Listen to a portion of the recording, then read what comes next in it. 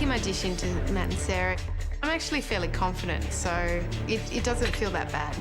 Julia, how did you go in the kitchen? Did all right in the end, under the circumstances. I'm fairly happy with what I've produced, yeah. Right, well, let's taste the lavender creme brulee first.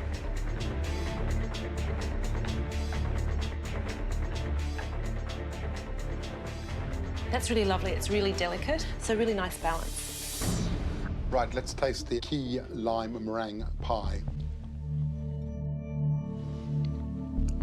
You know, the pastry is beautifully short. The meringue is light. However, as you can see from the filling, it's running out. It was a little bit runny. That's because I didn't have enough time in the fridge to set it.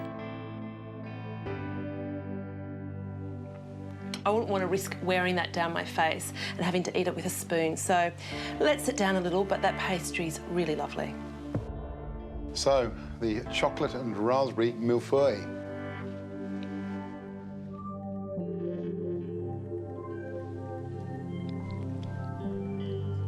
A wonderful burst of raspberry flavour from the mousse, and that beautiful, super ripe raspberry on top, and that nice layer of chocolate.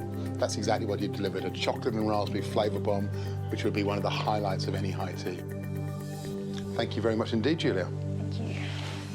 Walking away from the tasting table, knowing I've got nothing else that I can do, it's a little bit nerve-wracking because I really do want to win this, just to show that I deserve to be where I am.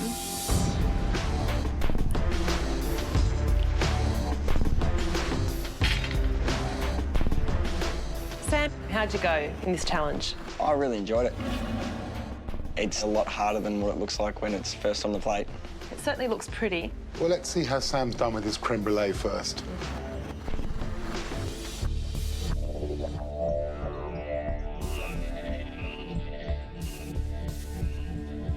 The key lime tart.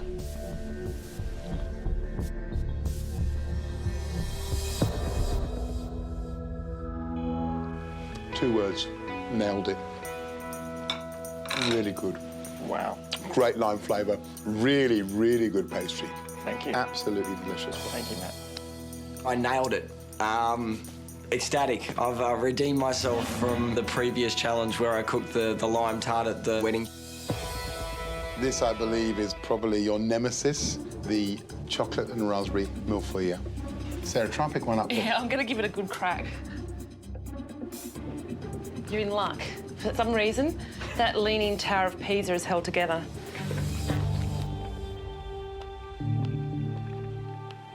I pretty much can only taste chocolate there and then the fresh raspberry.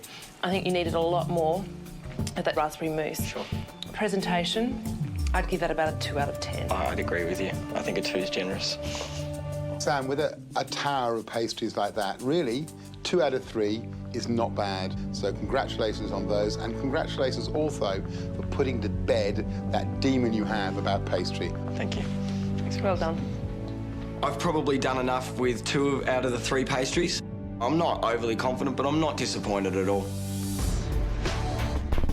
I walk in with my high tea dishes. I'm a little embarrassed, to be honest, because the millefeuilles just are a mess. How'd you go, Chris? Oh, look, it was fun. I enjoyed the pressure, and I do enjoy doing fiddly things like that, so... Are you happy with the result? Considering the restraints, yeah. Let's see how close to perfection you came, Chris. We'll taste the creme brulee first.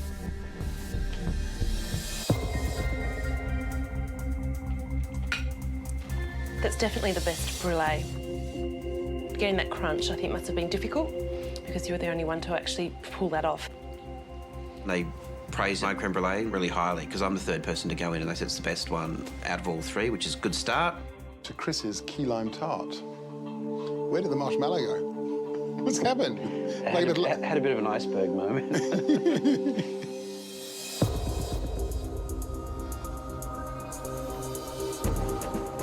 The marshmallow has basically invaded where the lime cream should be, and what we have is a kind of a large, thick dollop of marshmallow and not much lime flavour. So, onto the chocolate and raspberry millefeuille.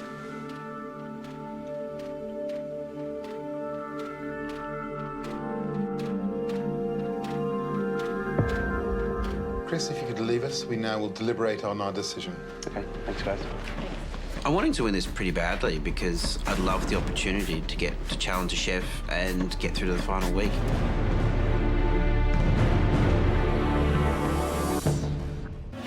I would really like to beat Julia in this one, just so I could give myself a bit of confidence in the fact that if I meet her in the final week, that I am able to beat her. So today you cooked some incredibly intricate pastries as part of a high tea service. We've now tasted your efforts and we've decided on a winner. Chris and Sam, if either of you win, you get to compete in tomorrow's Celebrity Chef Challenge. However, if Julia wins today, neither of you will be competing in tomorrow's challenge. And Julia, they'll miss out on the chance of a guaranteed spot to join you at the finals. Matt, can you please reveal the winner for today? Well, you've actually made this very hard for us because, Chris, yours was best creme brulee. Sam, your key lime tart was fantastic. Julia, you nailed the millefeuille. The issue with this challenge, though, is it isn't just about what eats well. It's also about how it presents and the consistency across all 5 pieces of what you've cooked. And on that basis, we've made the decision on who the winner is today. Chris, unfortunately, you haven't beaten Julia, but good job. Sam and Julia, one of you is the winner today. Sam, I can tell you, it's not you. Julia, you've won today's challenge. Well done, darling. Yay.